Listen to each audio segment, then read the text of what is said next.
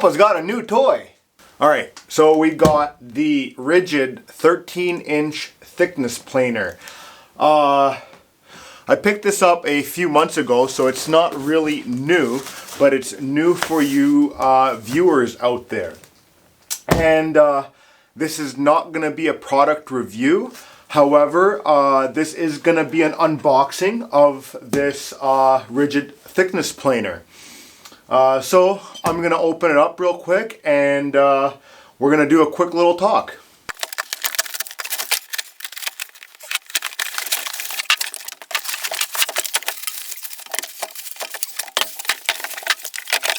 Alright, so RIDGID. I love their tools. I've had their drills in the past and they've worked tremendously. I've actually had 10 years out of their impact drivers and their drills, and I totally love their products. So I did some research before picking up this planer and ended up going with the RIDGID. I also looked at the Milwaukee. However, it was a 12-inch planer rather than a 13, and every inch counts. I'm going to go through some stats about this planer, and then I'm going to talk about why you need one when you live on a homestead, and what I got this one for, the projects that I'll be using it on. So I'm just basically going to read off this box right off the bat. It's got a 3-blade cutter head, a chip and dust removal system on it as well, a secure cut cartridge lock so it locks your head into place, extension for your in-feed and out-feed. The motor is obviously 120 volts at 115 amps, 115 amps. Come on, electrician. 15 amps motor. I would have loved to see this at a 220, but I understand why they make them at 120. It'd be hard for your standard homeowner to have access to a 220 or 240 volt receptacle. But the reason I would prefer a 220 240 volt receptacle is that way then your current is a little bit less as well. But it is what it is. Steel top with guides. So yeah, that's one thing I did notice with this thing. It is built very solid. There are no plastic parts on this thing, and I'm telling you, it probably weighs about 75-80 pounds. Got a depth adjustment handle, which I gotta find the handle, but it goes onto here obviously, and I can get it from down to 1/16 of an inch of a precision cut. So that's how the variable I can make on this thing. Soft touch controls, that really doesn't apply to me because I got pretty aggressive mitts.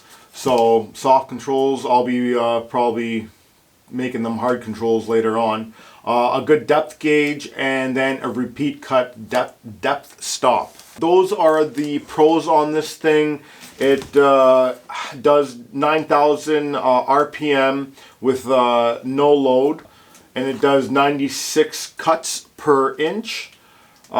Feed rate is 23.5 feet per minute, and the capacity is 13 inches wide and 6 1/8 inch of a thickness. Here it is. It's 73 pounds, so I was off by 2. So now, why did I pick this up? On a homestead, you're gonna need some sort of tools. Now let me backtrack. It was a choice between this or a welder. The welder is going to be the next thing I'm going to need on the homestead.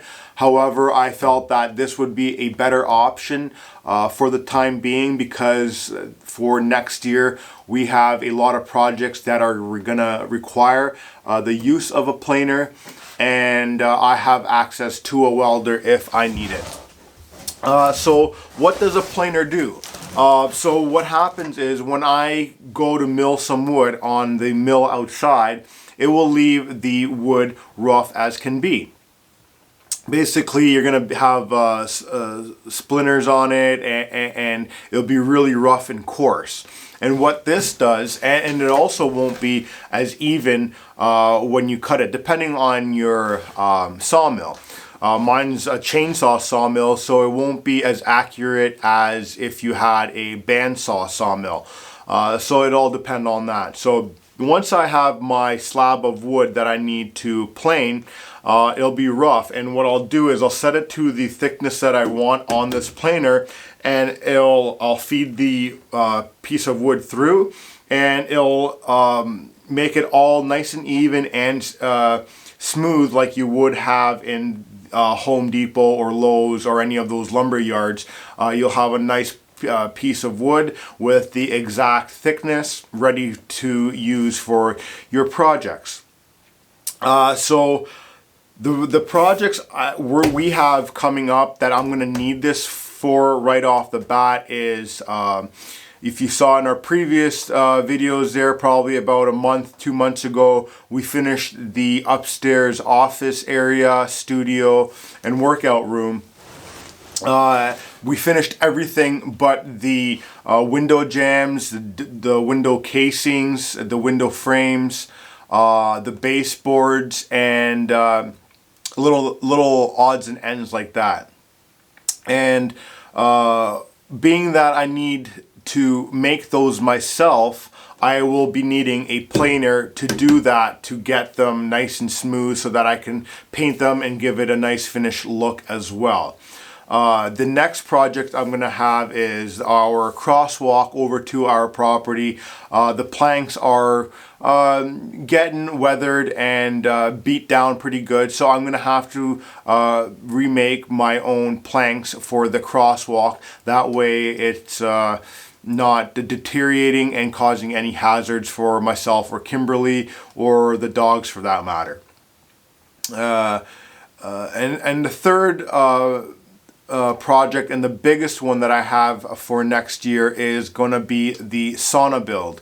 I will be using wood around from the property to build the sauna. However, I will be also needing to make flat walls so that I can put in insulation in there, and as well as floor planks to give us a nice level surface to walk on.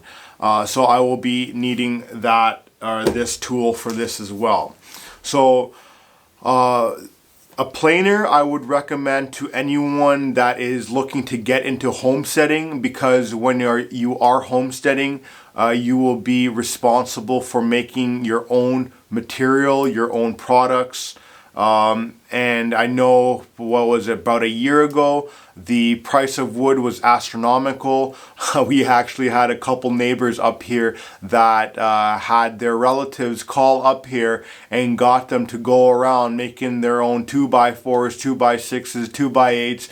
It was pretty hysterical. So you never know, down the road, if those prices of lumber ever skyrocket again, this thing could actually pay itself off.